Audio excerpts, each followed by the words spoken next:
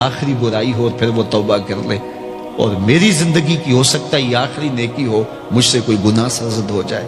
کتنے لوگ ہیں جو مرتبہ کمال پہ پہنچے لڑک گئے، بڑے بڑے لوگ تھے لیکن انجام ٹھیک نہیں ہوا۔ بلعم بن باورا کی مثال ہمارے سامنے موجود ہے۔ بنی اسرائیل کا مستجاب الدعوات ولی تھا، اور جب ہاتھ پھیلا کے منہ پہ ہاتھ پھیرتا تو ہاتھ بعد میں منہ پہ جاتے، قبولیت پہلے ہو جاتی۔ لیکن اسی کے بارے میں قرآن نے کہا نا، مثلہ کمثل الکلب، اس کی مثال کتے کی مثال ہے۔ زبان لٹک گئی تھی، زمین چاٹتا تھا، چونکہ اس کے ہاتھ نبی کے خلاف اٹھ گئے تھے۔ اس نے سمجھا تھا میں مستجاب الدعوات ہو گیا ہوں، اب جو چاہوں جس کے بارے چاہوں بد دعا کر دوں، لیکن بد دعا اپنے حق میں نکل گئی، زبان لٹک گئی۔ اس لیے میاں صاحب بولے، پڑھنے اتے مان کرینا نہ آکھی میں پڑھیا، او جبار کہار صداوے متا روڑ دیوے دودھ کڑیا۔ تو اس لیے ہر وقت ڈرتے رہو۔ ابھی ملیکہ کہتے ہیں میں نے 30 اصحاب رسول سے ملاقات کی ہے، 30 اصحاب رسول سے، تو میں نے ہر شخص کو فکر مند پایا ہے۔ وہ کہتے تھے ہمارا انجام ٹھیک ہو جائے، انجام ٹھیک ہو جائے۔ حضرت سیدنا ابو بکر صدیق رضی اللہ تعالیٰ عنہ، جن کے بارے میں میرے رسول کی زبان سے لفظ نکلے، ابو بکر فی الجنہ، ابو بکر جنتی ہے، لیکن وہ کہتے ہیں ایک چڑیا کو دیکھ کے شاخ پہ بیٹھی ہے، کہا واہ چڑیا کتنی موج ہے تجھے، ایک شاخ سے اڑتی ہے دوسری شاخ پہ بیٹھ جاتی ہے، اور قیامت کے دن تیرا حساب بھی نہیں ہوگا، پھنسے تو ہم ہیں جن کا حساب ہوگا۔ یہ وہ لوگ ہیں جن کی زندگی دیکھیے، ان الشیطان یفر من ذل عمر، عمر وہ ہے جس کے سائے سے شیطان بھی بھاگتا ہے، لیکن وہ کہتے ہیں کاش میں مٹی کا ڈھیلا ہوتا۔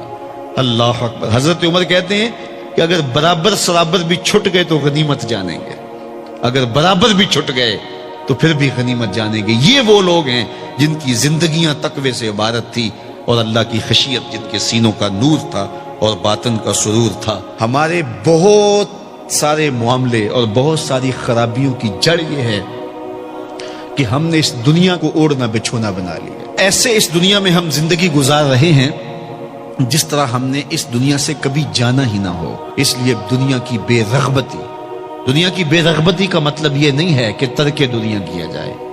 اس پر صوفیاء نے جو بات کہی وہ بہت خوبصورت کہی۔ وہ کہتے ہیں کہ دنیا کے اندر ایسے رہو جس طرح کشتی پانی میں رہتی ہے، کہ کشتی پانی میں رہتی بھی ہے لیکن پانی کو اپنے اندر آنے بھی نہیں دیتی۔ تم دنیا میں رہو، دنیا تمہارے اندر نہ رہے۔ اگر تم دنیا میں رہو گے تو خیر ہے، اگر دنیا تمہارے اندر رہی تو پھر کچھ نہیں بچ پائے گا۔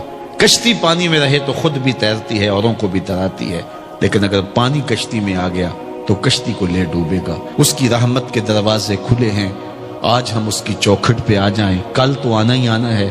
پھر جو کفن میں منہ چھپا چھپا کے آتے پھریں گے، کیا اچھا ہو کہ خود کھلے منہ سے اس کی رحمت کے دروازوں پہ آ جائیں۔ اس کی رحمتیں آواز دے رہی ہیں، یا ایھا الانسان، او بھاگنے والے انسان، او نسیان کے پتلے، او بھولے ہوئے، او بھٹکے ہوئے، راستہ چھوڑ کے جانے والے، مالک کی رحمت کی آغوش کو ترک کر دینے والے، آجا پلٹ کے، ما غرک بربک الکریم، آجا تیرا رب بڑا ہی کریم ہے۔ قبل اس سے وہ ماننے سے انکار کر دے، توبہ کا دروازہ بند ہو جائے، سورج مغرب سے طلوع ہو جائے، پھر بندہ ہاتھ کاٹے۔ کسی نے چیخ چیخ کے مجھے کہا تھا، کوئی رو رو کے ترلے منتیں کر کے مجھے کہتا تھا، میں اس کی بات کو نہ سنا، کاش کہ اس کی پکار کو سن لیا ہوتا، اس کی آواز پہ لبیک کہہ دیا ہوتا، اور میں اس کے ساتھ چل پڑتا، اور وہ مجھے انگلی تھام کر محمد عربی کی چوکھٹ پہ پہنچا دیتا، تو آج یہ رسوائیاں میرا مقدر نہ ہوتی۔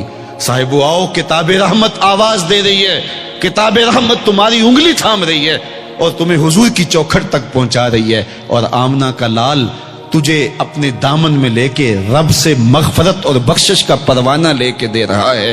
مجرم ہو تو منہ اشکوں سے دھوتے چلے آؤ، آؤ در تواب پہ روتے چلے آؤ، قرآن میں مذکور ہے بخشش کا طریقہ، سرکار کی دہلیز سے ہوتے چلے آؤ۔ اور تھوڑی سی زندگی باقی ہے، بہت زندگی کاٹ چکی، آوارگی میں کاٹ دی، اور گناہوں میں کاٹ دی، منمانیوں میں کاٹ دی، خواہشات نفس میں کاٹ دی۔ آئیے ابھی سے اپنے اندر کو تبدیل کر لیجیے، اپنے احوال کی تبدیلی کا عزم مصمم کر لیجیے۔